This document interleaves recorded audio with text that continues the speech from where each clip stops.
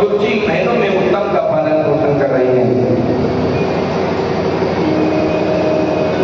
एक ही राजा के दोनों पुत्र हैं, लेकिन दोनों का जीवन बिल्कुल अलग है। दो फूल साथ फूले, दो फूल साथ फूले, किस्मत जुदा जुदा है, एक का बना है गजरा, एक का प्रवेशना है, एक का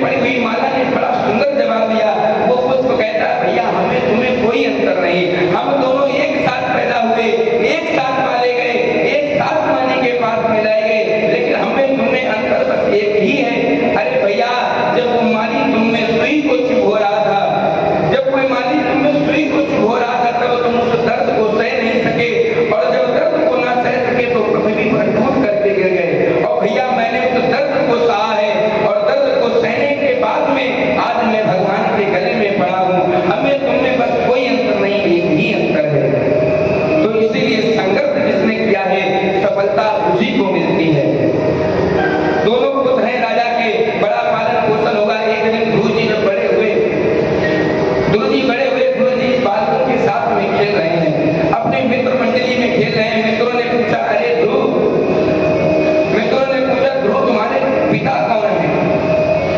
तुम्हारे पिता कौन है? गुरुजी जब ये पूछा तो ध्रुव को पता ही नहीं कि हमारे पिता कौन है। गुरुजी बता नहीं पाए। गुरुजी मैया के पास में आए। गुरुजी मैया के पास आए, सुनीति के पास आकर के मैया लिपट करके रोने लगे। मैया से लिपट करके फूट फूट करके गुरुजी रोने लगे और कहते हैं, मैया आपने हमें सब कुछ बताया, लेकिन आज तक हमें ये नहीं बताया कि हमारे पिता कौन है। क्या हमारा कोई पिता नहीं है? हम बिना पिता के हैं। अरे सुनीति ने जब ये सुना तो सुनीति कहते हैं, अरे ध्रुव चुप हो जाओ, तुम्हारे भी पिता हैं। अरे तुम जिस भाई के साथ में खेलते हो, तुम जिस उत्तम के साथ में खेलते हो, अरे जो उत्तम के पिता है वही तुम्हारे पिता है। आज ध्रुव जी से रहा नहीं गया, क्योंकि बड़े हो गए हैं, अपने पिता को अभी तक नहीं जानते हैं। और जिस बालक को पिता का स्नेह ना मिला हो, अरे आज ध्रुव जी ने सुना कि जो इस राज्य के राजा है वो हमारे पिता हैं, तो आज ध्रुव जी हट बस दौड़ते दौड़ते कहाँ पहुंचे? महाराज उतानपाद जी के महलों में आ गए। उतानपाद जी के महलों में आए। उतानपाद जी उस समय कर क्या रहे थे? छोटे बेटे उत्तम को अपनी गोद में लेकर के खिला रहे थे, बहुत लाड़ प्यार कर रहे थे। लेकिन जब ध्रुव को महलों में देखा तो क्या किया? अपने बड़े बेटे ध्रुव को देख करके राजा के अंदर और प्यार उमड़ाया, उस बेटे को उतार दिया और ध्रुव को ले लिया। अरे ध्रुव को लेकर के महाराज बहुत प्यार करने लगे, क्योंकि बहुत दिनों बाद गुरुजी जब से जन्म हुआ है तब से ध्रुव जी आज पहली बार पिता को मिले हैं। आज ध्रुव जी जब पिता को मिले तो ध्रुव जी को इतना प्यार करने लगे, अपनी गोद में बिठा करके खिलाने लगे। लेकिन उसी समय हुआ क्या? उसी समय सुरसी महलों से निकल करके महाराज के पास आई तो क्या देखा? सुरसी ने देखा कि हमारे जो प्राणों से प्रिय पुत्र उत्तम है, उसको महाराज ने गोद से उतार दिया और ध्रुव को गोद में लेकर के खिला रहे हैं। तो सुनीति आई और झुलझुला करके महाराज के हाथों से ध्रुव को हाथ पकड़ करके घसीट दिया और घसीट करके पृथ्वी पर पटक दिया और कहने लगी, रे ध्रुव, अरे मूर्ख बालक, तुम्हें शर्म नहीं आती है? तुम्हें शर्म नहीं आती है? तुम महलों में आकर के महाराज की गोद में बैठे हो। अरे अगर तुम्हें इतना ही शौक है, इतना ही शौक है तो जाओ भगवान का भजन करो, भगवान का कीर्तन करो, और जब भगवान प्रसन्न हो जाए तब उनसे आशीर्वाद लेना और उनसे वरदान में क्या मांगना? तो उनसे वरदान में यही मांगना कि हमें अब अगर जन्म मिले तो सुनीति के गर्भ से नहीं, सुरजी के गर्भ से मिले। सुनीति के लिए सुरजी इतने अपशब्द कह रही है ध्रुव जी से।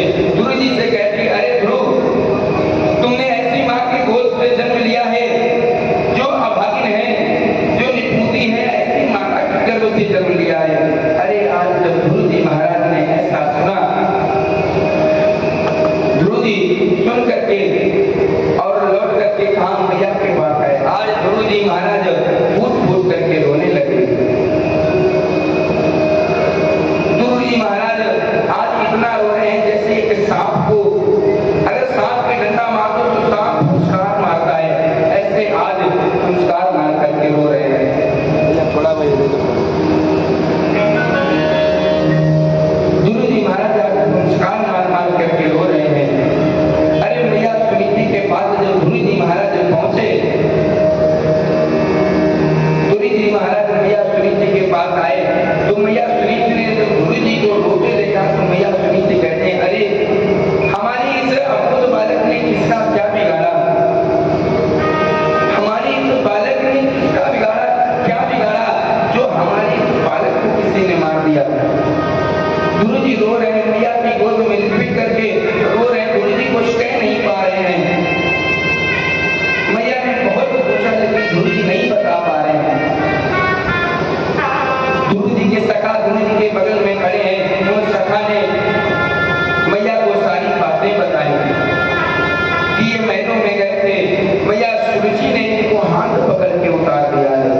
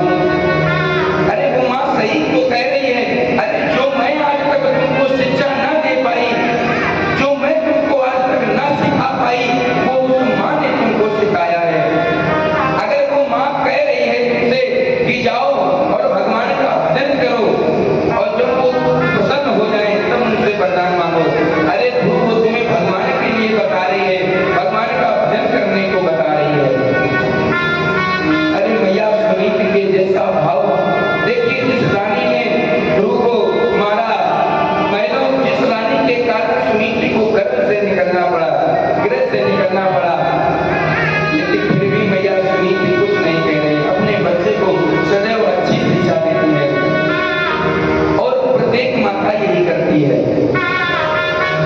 और जो माता अपने बच्चे को अच्छी शिक्षा नहीं देती है उसका पुत्र बिगड़ ही जाता है। लेकिन